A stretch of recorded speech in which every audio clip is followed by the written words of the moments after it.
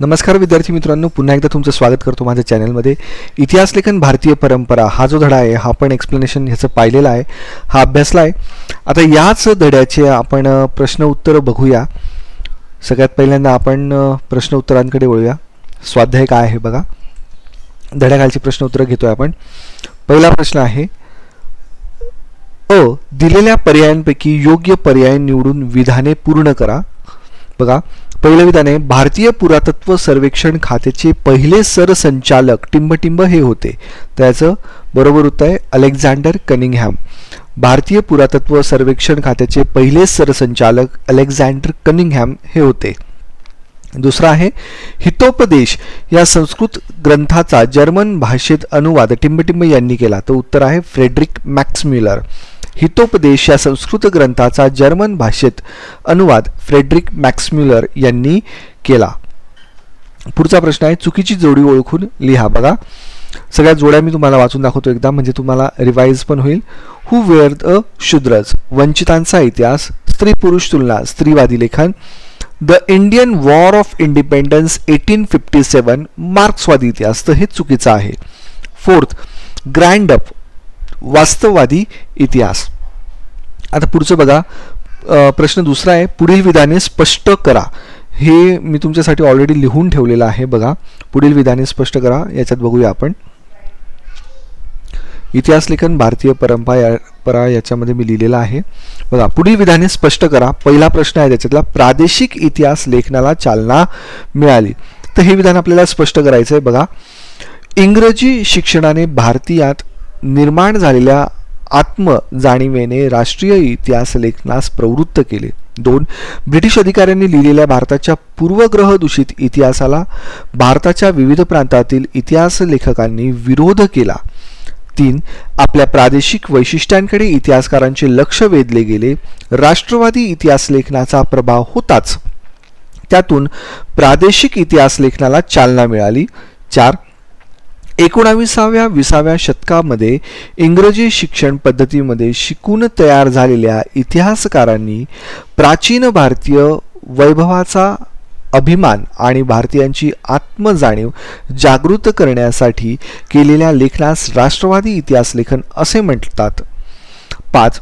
महाराष्ट्रामध्ये विष्णुशास्त्री चिपळूणकर यांनी ब्रिटिश अधिकाऱ्यांनी लिहिलेल्या प्राचीन भारताच्या पूर्वग्रह दूषित इतिहासाला विरोध केला. 6. यापासून प्रेरणा घेऊन न्यायमूर्ती महादेव रानडे यांनी मराठी सत्तेच्या उदयाची पार्श्वभूमी विस्ताराने मांडणारा the rise of the Maratha power या ग्रंथाची निर्मिती केली. आणि 7वा मुद्दा आहे, यामुळे दक्षिण भारताच्या प्रादेशिक भौगोलिक वैशिष्ट्यांकडे व इतिहासाकडे इतिहासकारांचे स्वतंत्रपणे लक्ष वेधले गेले. यावरून असे म्हणता येईल की राष्ट्रवादी इतिहास लेखनाच्या प्रभावातून प्रादेशिक इतिहास लेखनाला चालना मिळाली. याच्यातला दुसरा प्रश्न आहे, बखर हा एक ऐतिहासिक साहित्यातील महत्त्वाचा प्रकार आहे. याचं उत्तर आहे बघा. 1. ऐतिहासिक साहित्यात फारसी ग्रंथ, ताम्र शिलालेख, कागदपत्रे, नाणी, प्रवास वर्णने इत्यादी साधनांबरोबर ऐतिहासिक बखरींचाही समावेश होतो. 2. बखरीतून शूर योद्ध्यांचे गुणगान असते. ऐतिहासिक घडामोडी आणि युद्धांची वर्णने असतात. तसेच थोर पुरुषांची चरित्रे आणि त्या काळातील घरांची वर्णने असतात. 3. तत्कालीन सामाजिक, धार्मिक आणि आर्थिक जीवनाचे चित्र रंगवलेले असते. ही वर्णने इतिहास लेखनाला उपयुक्त ठरतात. म्हणून बखर हा ऐतिहासिक साहित्यातील महत्त्वाचा प्रकार आहे. हा चौथा मुद्दा झाला आपला.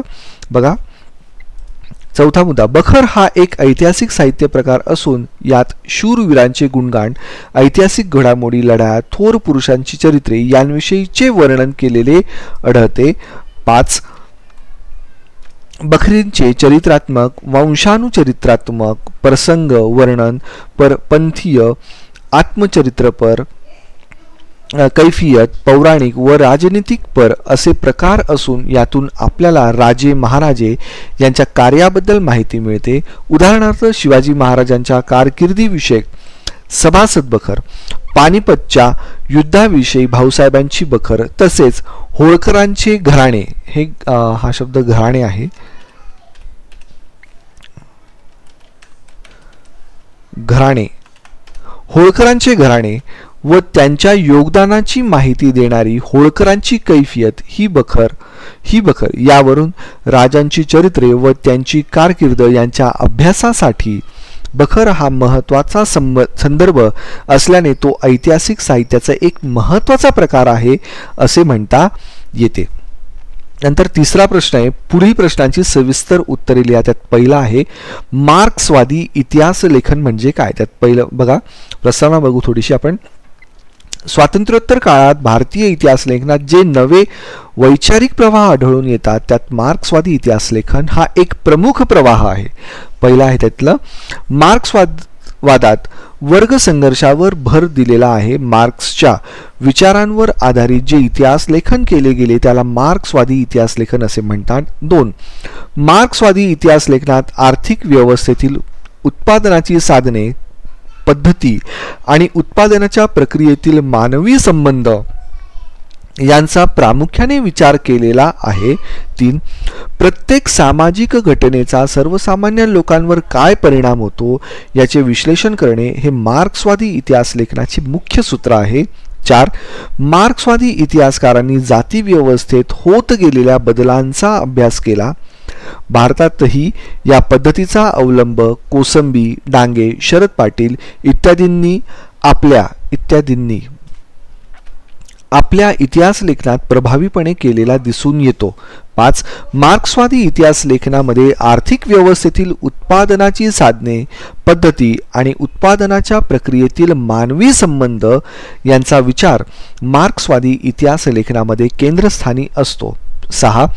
प्रत्येक सामाजिक घटनेचा सर्वसामान्य लोकांवर काय परिणाम होतो याचे विश्लेषण करणे हे मार्क्सवादी इतिहास लेखनाचे महत्त्वाचे सूत्र आहे.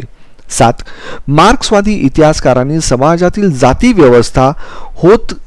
व्यवस्थेत होत गेलेल्या बदलांचा अभ्यास केला असून यामध्ये दामोदर कोसंबी, कॉम्रेड डांगे, रामशरण शर्मा, कॉम्रेड शरद पाटील यांचे योगदान महत्त्वाचे आहे. आणि शेवटचा 8वा मुद्दा आहे, कॉम्रेड डांगे यांचे प्रिमिटिव्ह कम्युनिझम टू स्लेव्हरी हे पुस्तक मार्क्सवादी इतिहास लेखनाचे उदाहरण आहे. निष्कर्ष आपण याच्यावरून असा घेऊ शकतो की बघा, अशा प्रकारे मार्क्सवादी इतिहास लेखनाद्वारे सर्वसामान्य लोकांच्या प्रश्नांना वाचा फोडण्याचे काम करण्यात आले. त्यातला दुसरा प्रश्न आहे बघा, इतिहासाचार्य वी.का. राजवडे यांचे इतिहास लेखनातील योगदान स्पष्ट करा. बघा, इतिहास लेखनातील त्यांचे योगदान आपल्याला सांगायचे. त्या अगोदर आपण याच्याबद्दल माहिती घेऊ. भाषाशास्त्र, व्युत्पत्तीशास्त्र आणि इतिहास लेखन यात मूलभूत संशोधन करणाऱ्या वी.का. राजवाडे यांचे इतिहास लेखनातील योगदान पुढील प्रमाणे. सगळ्यात पहिला मुद्दा त्याच्यातला आपण असं घेऊ, राजवाडे यांनी मराठ्यांच्या इतिहासाची साधने असे शीर्षक असणारे 22 खंड संपादित केले. त्यातील त्यांच्या प्रस्तावना अत्यंत अभ्यासपूर्ण आहे. तसेच आपला इतिहास आपणच लिहिला पाहिजे ॲक्च्युली इथं च पाहिजे, आपणच लिहिला पाहिजे या विचाराचा पुरस्कार केला. 2. इतिहास म्हणजे भूतकालीन समाजाचे सर्वांगीण समग्र जीवन दर्शन होय हा विचार मांडला. 3. केवळ राजकीय घडामोडी, सत्तांतरासाठी केलेले कटकारस्थाने आणि युद्धे यांच्याच हकीकती म्हणजे इतिहास नव्हे असे त्यांचे मत होते. आपला इतिहास आपणच लिहिला पाहिजे हा विचार त्यांनी भारतीय इतिहासकारांना सुद्धा दिला. म्हणजे त्यांचा विचार तर होताच, पण त्यांनी भारतीय इतिहासकारांना सुद्धा हा दिलेला होता. 5. अस्सल कागदपत्रांच्या आधारे इतिहास लिहिला गेला पाहिजे याबाबत ते आग्रही होते. 6. स्थळ, काळ व व्यक्ती या त्रयींनीही बद्ध झालेल्या मानवी प्रसंगांचे वर्णन इतिहास लेखनात असायला हवे असे त्यांचे मत होते. इतिहासाचार्य राजवाडे यांनी केलेले ऐतिहासिक लेखन व मांडलेले मते हे इतिहास लेखनाला दिलेले मोठे योगदान आहे. राजवाडे यांनी मांडलेल्या महत्त्वपूर्ण विचार त्यात इतिहास म्हणजे भूतकालीन समाजाचे सर्वांगीण समग्र जीवनदर्शन, केवळ राजकीय घडामोडी, सत्तांतरासाठी कटकारस्थाने आणि युद्ध यांच्याच हकीकती नव्हते. मानवी इतिहास हा काल व स्थळ यांनी बद्ध झालेला असून काल, स्थळ आणि व्यक्ती यांची सांगड म्हणजे ऐतिहासिक प्रसंग होय. त्यातला शेवटचा 8वा मुद्दा आहे, अस्सल कागदपत्रांच्या आधारे इतिहास लिहिला पाहिजे असा राजवाडे यांचा आग्रह होता. इतिहास संशोधनाच्या कार्याकरता त्यांनी 7 जुलै 1910 रोजी पुणे येथे भारत इतिहास संशोधक मंडळ स्थापन केले. निष्कर्ष आपण याच्यावरून असं काढू शकतो याचं की अशा रीतीने राष्ट्रवादी इतिहास लेखनाद्वारे V.K. राजवाडे यांनी इतिहासाच्या अभ्यासाला तात्विक बैठक मिळवून दिली. आणि पुढचा आहे आपल्याला एक तक्ता पूर्ण करायचा. मी तुम्हाला पुन्हा एकदा दाखवतो तक्ता कसा पूर्ण करायचा आपल्याला. बघा हा तक्ता तुमच्या समोर आहे. तर पुढील तक्ता पूर्ण करा. हा जो तक्ता आहे हा पूर्ण करायचा आहे आपल्याला. तर हा मी बाजूला तुमच्यासाठी लिहून ठेवलेला आहे. बघूया आपण तक्ता कसा आहे. James Mill the history of British India, James Grant Duff the history of the Marathas, Mountstuart Elphinstone the history of India, Shri A Dange primitive communism to slavery आणि doctor Babasaheb Ambedkar who were the शूद्रज.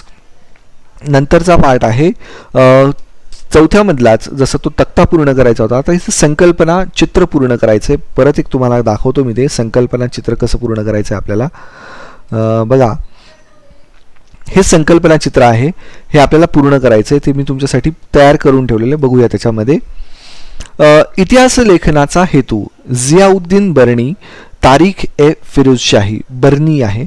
बाबरला कराव्या लागलेल्या युद्धाचे वर्णन, मग बाबर, तुझुक ए बाबरी, काश्मीरचा इतिहास कल्हण यांनी लिहिलाय. राजतरंगिणी, छत्रपती शिवाजी महाराजांच्या कारकिर्दीचा इतिहास हा लिहिलेला आहे कृष्णाजी अनंत सभासद, त्याला सभासद बखर या नावाने सुद्धा ओळखलं जातं. आणि शेवटचा प्रश्न आहे पुढील संकल्पना स्पष्ट करा.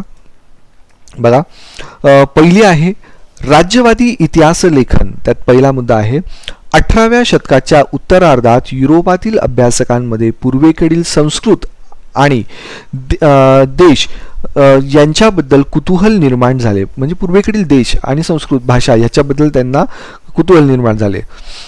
या कुतूहलापोटी संस्कृत म्हणजे संस्कृती या कुतूहलापोटी भारतीय संस्कृतीचा अभ्यास करणाऱ्या अभ्यासकांना प्राच्यवादी अभ्यासक असे म्हणतात. 2. या प्राच्यवादी अभ्यासकांनी भारतीय संस्कृती, इतिहास, येथील विविध भाषा व धर्म यांचा अभ्यास करून इतिहास लेखन केले. या लेखनाला प्राच्यवादी इतिहास लेखन असे म्हणतात. 3. प्राच्यवादी अभ्यासकांनी संस्कृत आणि युरोपीय भाषांमधील साधर्म्याचा अभ्यास करून या भाषांची जननी प्राचीन इंडो युरोपियन भाषा होती अशी कल्पना मांडली. 4.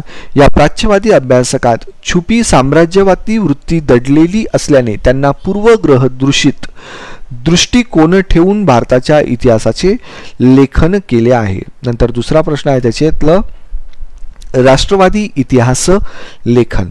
1. याच्याबद्दल आपल्याला असं लिहिता येईल. 1. 19व्या शतकात भारतात इंग्रजी शिक्षण पद्धती सुरू झाली. या पद्धतीत शिकून तयार झालेल्या इतिहासकारांना भारताच्या वैभवशाली प्राचीन इतिहासाविषयी जाण आली. आत्मजाणीव निर्माण झालेल्या या इतिहासकारांनी भारताविषयी जे इतिहास लेखन केले त्या लेखनास राष्ट्रवादी इतिहास लेखन असे म्हणतात. 2. या राष्ट्रवादी इतिहास लेखकांनी प्राच्यवादी लेखकांच्या पूर्वग्रह दूषित इतिहास लेखनाला विरोध केला. 3. भारताच्या इतिहासातील सुवर्ण काळ शोधून त्यावर त्यांनी लेखन केले. 4. राष्ट्रवादी इतिहास लेखनामुळे ब्रिटिशांविरुद्धच्या स्वातंत्र्य लढ्यास प्रेरणा मिळाली तसेच प्रादेशिक इतिहास लिहिण्यालाही चालना मिळाली. आणि तिसरा प्रश्न आहे 3. वंचितांचा इतिहास. याबद्दल आपल्याला असं लिहिता येईल. समाजाने ज्यांना सर्व अधिकारांपासून वंचित ठेवले, उपेक्षित ठेवले अशा समूहांच्या इतिहासाला वंचितांचा इतिहास असे म्हणतात. 2. मार्क्सवादी इतिहास लेखनाच्या परंपरेतून वंचितांचा इतिहास लिहिण्याची परंपरा सुरू झाली. 3. इटालियन तत्त्वज्ञ अँटोनियो ग्रामची याने इतिहास लेखनाची सुरुवात समाजाच्या तळाशी असलेल्या सर्वसामान्य लोकांपासून करण्याची कल्पना मांडली. 4. भारतात महात्मा फुले व डॉक्टर बाबासाहेब आंबेडकर यांच्या लेखनात वंचितांच्या इतिहासाचा विचार दिसून येतो. लोकपरंपरा हे वंचितांच्या इतिहास लेखनाचे एक महत्त्वाचे साधन मानले जाते. वंचितांच्या इतिहासातून सर्वसामान्य माणसाच्या जीवनाचे चित्रण केले गेले.